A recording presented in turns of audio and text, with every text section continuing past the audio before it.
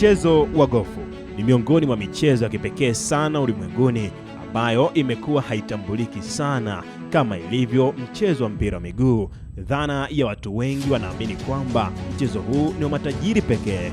Maswali ni je, ni kweli mchezo huu ni wa matajiri pekee? Na je, historia yake ipoje? Extra Time imefanya uchambuzi wa kina juu ya mchezo huu. Jina langu ni David Kiamani, ambatana nami mpaka tamati.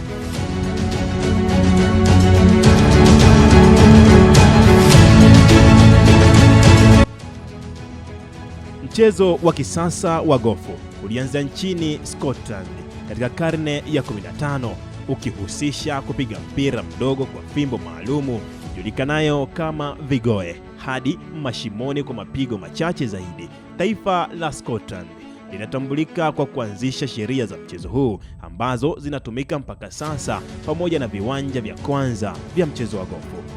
Licha ya mchezo huu kutambulika na kuanza kupata umaarufu mkubwa nchini Scotland, lakini historia zinachimbua na kueleza kuwa asili ya mchezo huu kwa mujibu wa baadhi ya nadharia na mchezo wa Roma julikanao kama Paganica, ambapo inatajwa ndiyo asili ya chimbuko la gofu kabla ya kwenda kuanza kupata umaarufu huko nchini Scotland katika karne ya 15 na sheria za kwanza zikaandikwa. Hapo awali viwanja vya gofu vilikuwa vikitumia ardhi ya asili ya kando ya bahari ijulikanayo kama links. Uwanja wa kwanza wa mashimo 18 ulianzishwa katika klabu ya St Andrews nchini Scotland mwaka 1764.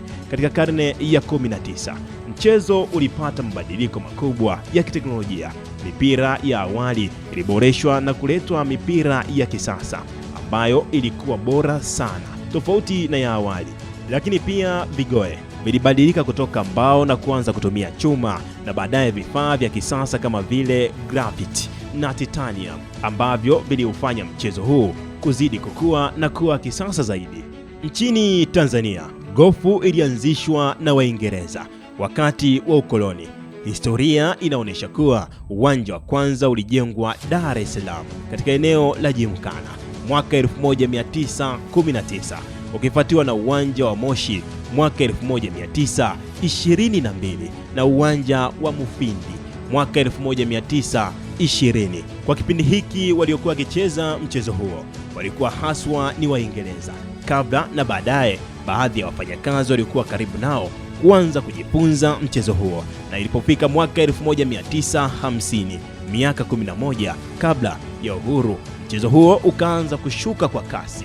Mashindano ya kwanza ya kimataifa kwa ukanda wa Afrika Mashariki na Kati yalifanyika Tanga mwaka 1950, na ndiyo mwaka ambao gofu ilianza kuonekana zaidi kwa hapa nchini, ingawa awali ulionekana kama mchezo wa tabaka la juu, hasa ukichezwa zaidi na wakoloni. Lakini baadaye mchezo huu ulizidi kukua na kuendelea kuchezwa hata mara baada ya uhuru mnamo mwaka 1961 mpaka sasa hivi. Kwa sasa mchezo huu umesambaa na kuna programu ya kukuza vipaji kwa watoto na vijana katika klabu kama vile Lugalo. Hii inathibitisha kuwa bado mchezo huu unakubalika licha ya hapo awali ulichukuliwa kuwa ni tabaka la juu, lakini kwa sasa mtu yote anaweza kucheza. Mbali na hilo, serikali ya Tanzania imekuwa ikitoa sapoti mara kadhaa, ikiwemo kujenga viwanja vya mchezo huo na kusimamia mashindano mbalimbali ya gofu ambayo yanasimamiwa na chama cha mchezo huo TLGU, ambacho kimekuwa kishirikiana zaidi na serikali ya Tanzania. Baadhi ya wacheza gofu kwa hapa nchini Tanzania kama vile Damas Ndumbaro na Nape Ninauye ambao ni viongozi wa serikali, Salimu Mwanyenza mkongwe aliyeanza kama kedi, yani mbeba vifaa, enzi za Waingereza kabla ya kuwa mchezaji stadi na hodari katika mchezo huo wa gofu. Lakini pia wapo wachezaji wa klabu ya Lugalo jijini Dar es Salaam.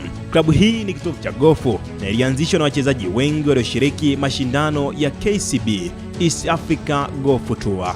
Mchezo wa gofu nchini Tanzania unazidi kukua, ukihusisha ushiriki wa wachezaji wa ndani katika michuano ya kikanda na kitaifa.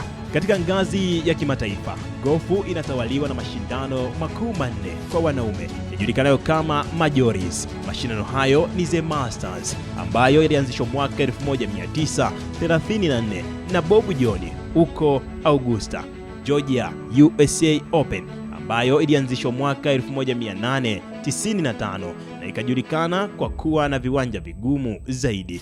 The Open Championship, mashindano ya kale zaidi duniani, ilianzishwa mwaka 1860 nchini Scotland. PGA Championship ilianzishwa mwaka 1916 kwa ajili ya wachezaji wa kulipwa. Kwa upande wa wanawake, mashindano makuu ni pamoja na Chevron Championship, Women's PGA Championship, USA Women Open na Women's British Open. Katika kuonesha kukua na kuthaminisha mchezo huu, pia ulirejeshwa katika michezo ya Olimpiki mwaka 2016 baada ya kutoweka kwa zaidi ya karne moja.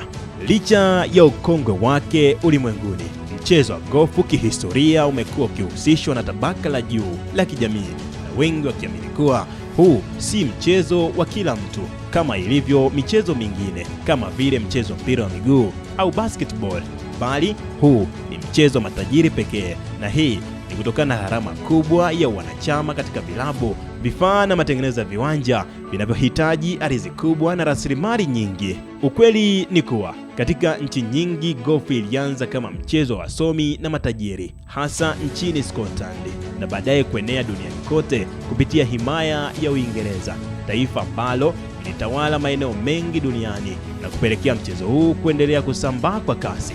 Hata hivyo, katika karne ya 21 zana hii imebadilika kadri mchezo unavyozidi kuwa jumuishi na kupatikana kwa gharama nafuu kupitia viwanja vya umma na programu za kukuza vipaji kwa vijana na matabaka yote. Unaweza ukawa unajiuliza swali kama dhana imebadilika juu ya mchezo huu kuwa wa watu wote na si wa matajiri pekee. Je, swala la gharama na upatikanaji wa mchezo huu zipoje? Basi bila kupindisha maneno wala porojo nyingi, ipo hivi. Ingawa gofu inajulikana kama mchezo matajiri, ukweli wa sasa ni kwamba mchezo huu unazidi kuwa wa watu wote. Gharama za kujiunga na klabu binafsi bado zinaweza kuwa juu sana, zikihusishwa na ada za kiingilio na ada za kila mwezi zinazoweza kufikia maelfu ya dola. Hata hivyo, viwanja vya umma vinaruhusu mchezaji yeyote kulipa ada ya mchezo mmoja kwa gharama nafuu sana, na michezo mingine, vifaa kama vile seti za klabu na mipira vinaweza kununuliwa vikiwa vimetumika ili kupunguza gharama kwa wanaoanza. Mchezo wa gofu una sifa ya kipekee ya kutobagua umri, ambapo wazee wanaweza kucheza pamoja na vijana. Kiafya, gofu inasaidia kupunguza hatari ya magonjwa yasiyoambukizwa kama vile kisukari, shinikizo la juu la damu na matatizo ya moyo. Gofu kama kiunganishi cha kijamii na kibiashara. Mbali na michezo, gofu hutumika kama jukwaa muhimu la kutengeneza connection za kibiashara na kitaaluma. Mazingira ya utulivu uwanjani yanaruhusu wachezaji kuzungumza masuala ya kibiashara kwa saa kadhaa wanapocheza, jambo ambalo ni vigumu kufanyika katika michezo yenye kasi kama vile mchezo mpira wa miguu. Hakika, heshima, nidhamu na uaminifu ni nguzo kuu ya mchezo huu, kwani mchezaji mara nyingi ndiye mwamuzi wa makosa yake mwenyewe. Si kweli kwamba gofu ni mchezo matajiri pekee katika ulimwengu wa sasa, ingawa asili yake na klabu fulani za kifahari bado zinadumisha taswira hiyo. Juhudi za kimataifa zimefanya mchezo huo uweze kuchezwa na watu wote na wakanda mbalimbali. Nchini Tanzania na kote Afrika Mashariki, klabu kama vile Gymkhana na Lugalo zimekuwa zikihamasisha watu wa rika zote na hali zote za kiuchumi kujiunga ili kunufaika kiafya na kijamii katika mchezo huo. Na mimi safari yangu ilikuwa ndefu sana katika makala hii ya Extra Time. Kumbuka ya kuwa mwanzo wa safari ndio mwisho wa safari, lakini mwisho wa safari ndio mwanzo mwingine wa safari ijayo. Kufikia hapo sina la ziada katika makala hii ya Extra Time. Mimi ni David Jamani.